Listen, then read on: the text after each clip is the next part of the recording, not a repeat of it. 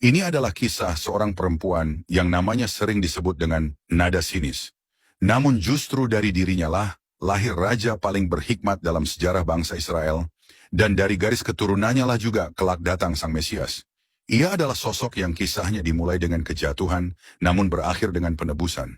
Inilah kisah tentang bagaimana anugerah Allah mampu menebus masa lalu yang kelam dan menegakkan janji yang kekal. Nama Batsheba dalam bahasa Ibraninya, Batsheva, memiliki arti putri sumpah atau putri tujuh. Dalam simbolisme Ibrani, angka 7 melambangkan kesempurnaan dan penggenapan. Ia adalah anak perempuan Eliam dan cucu dari Ahitofel, penasihat Raja Daud yang terkenal karena kebijaksanaannya. Meski kemudian kelak Ahitofel berkhianat terhadap Daud. Batsheba menikah dengan Uria orang Het, seorang perwira elit dalam pasukan Daud, seorang prajurit yang setia dan berintegritas.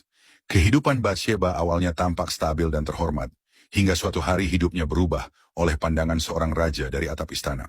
Saat Uria sedang pergi berperang, Daud yang saat itu tinggal di istana, melihat Batsheba mandi dan terpesona oleh kecantikannya. Ia memerintahkan agar perempuan itu dibawa ke istana. Dari hubungan terlarang itu, Batsheba kemudian mengandung. Untuk menutupi dosanya, Daud memanggil Uria pulang dari medan perang. Daud berharap Uria tidur dengan istrinya, tetapi Uria menolak demi kesetiaan pada pasukannya.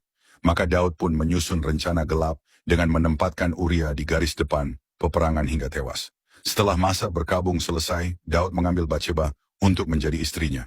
Namun Tuhan menyingkapkan dosa itu melalui Nabi Nathan, yang menegur Daud dengan keras. Dan sebagai konsekuensinya, anak pertama hasil hubungan Daud dan Batsheba mati sebagai akibat hukuman Allah. Namun kisah itu tidak berakhir dengan kehancuran.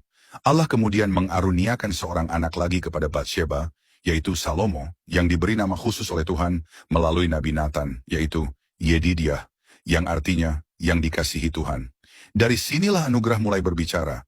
Dari rahim yang pernah ternoda, Allah menumbuhkan garis raja yang kelak menjadi lambang damai. Melalui garis Salomo inilah Mesias lahir. Matius dalam Injilnya mencatatnya dengan cermat. Daud memperanakan Salomo dari istri Uria.